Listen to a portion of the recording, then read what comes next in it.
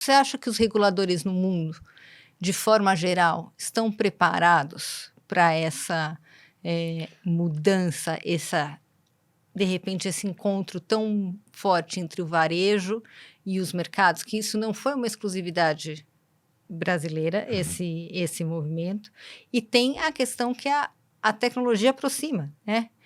Esse é um desafio que é importantíssimo. Eu começo de responder da seguinte forma: os reguladores estão conversando muito sobre isso, trocando experiências e fazendo análises conjuntas assim, de riscos e de prioridades sobre o que tratar e quais são os principais riscos, o que tem que ser foco da nossa atuação nesse momento de mudança de ambiente, né? Quer dizer, você tem um aumento dessa massa de investidores de varejo em países como o Brasil.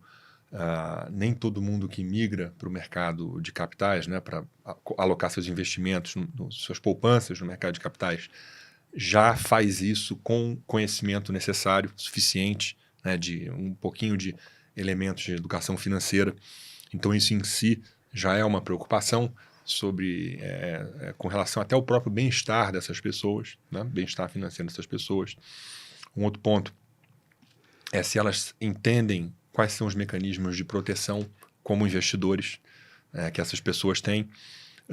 Então, a gente tem discutido isso por essa ponta de educação. Além disso, a questão que você bem mencionou do aumento, né, da maior intensidade do emprego de tecnologia. Então, todos os riscos que a gente chama lá de riscos cibernéticos, né, que as plataformas, todos esses prestadores de serviço, a gente impõe a eles alguns controles, alguns mecanismos internos que visam, no fundo, a dar segurança ao sistema todo e ao cliente. Isso é importantíssimo e a gente analisa isso com cuidado. A gente tem consultas feitas pela IOSCO, né, que é a instituição que congrega os reguladores de mercado de capitais.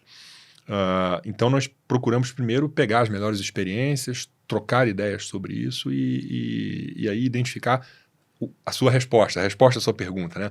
Como que o regulador tem que tratar disso? A gente, de uma hora para outra, eu acho que até isso aconteceria com o passar do tempo, mas eu acho que a pandemia acelerou, como todo mundo diz, né, todos os movimentos, mas a gente tem os CEOs próximos do investidor de varejo, que era aquele investidor que nunca chegava no CEO, né? O máximo que ele lia era a entrevista do CEO no jornal. Então, você tem as lives, você tem outros movimentos, como a gente teve como GameStop, que era uma coisa que, assim, ninguém estava preparado, né, para a discussão de a revolta das sardinhas, né? Então, assim, pessoal, sardinha, para quem não está habituado com os jargões aí, sardinha virou o apelido do investidor de varejo, porque ele é menor comparado aos grandes fundos institucionais, que seriam os tubarões. Então, virou um enfrentamento, a guerra das sardinhas com os tubarões. Então, assim, que era algo impensado. Assim, eu nunca tinha sequer imaginado, né? Imagino que isso foi tema dos encontros da IOSCO. Isso foi, Marcelo? A gente precisou discutir esse tipo de assunto.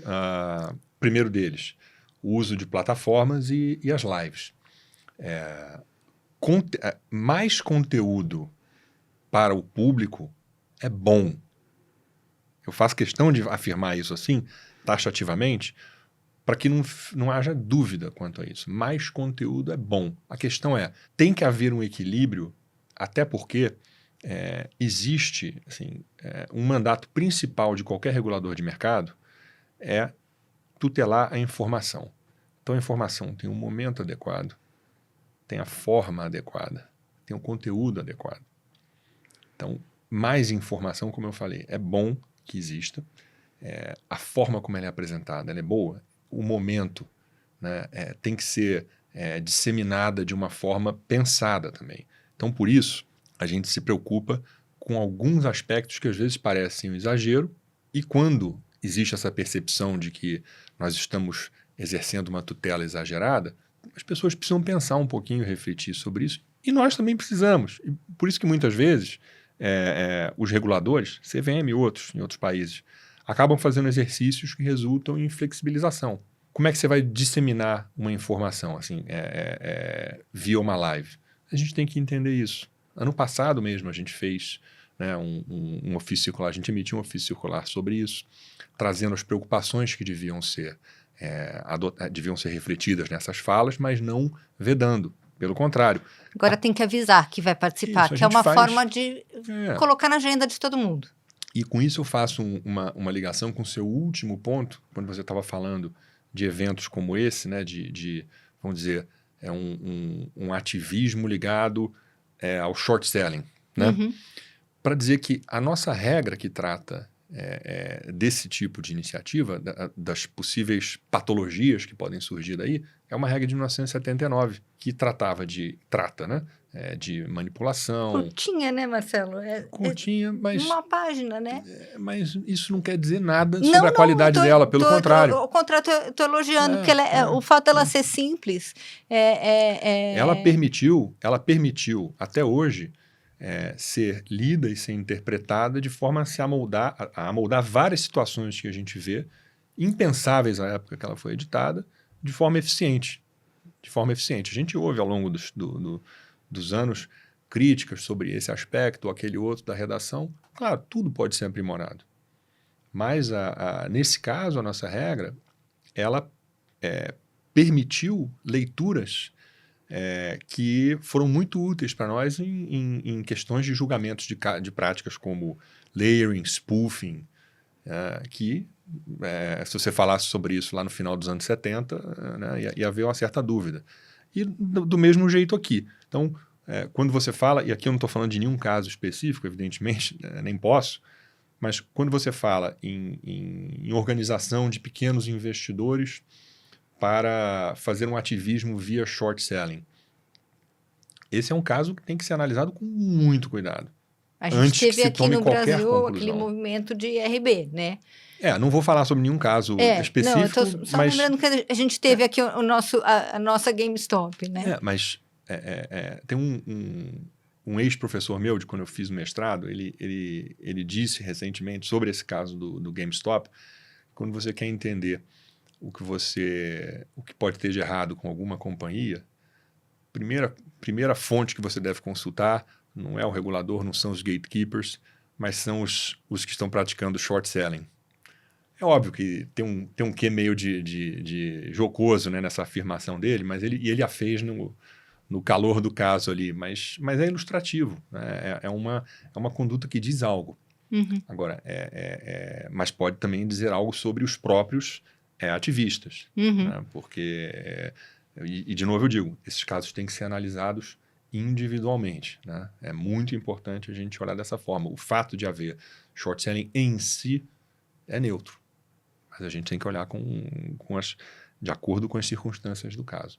Enfim, o mercado prevê o short selling há muito tempo, né? A diferença é que agora a gente, com a tecnologia, que é um instrumento agregador, né?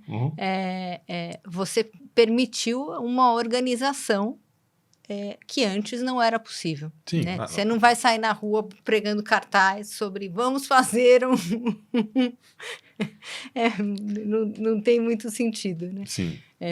Agora tudo isso se tornou os meios de contato, de organização ficaram muito facilitados, sem dúvida nenhuma. E isso é o que a gente procura, é o que nos faz olhar com muito cuidado para diversas outras atividades também. Assim, aconteceu há uns anos, quando começou a vir com mais intensidade a negociação em alta frequência. E todos os riscos que isso gera, benefícios também, mas a gente tem que olhar...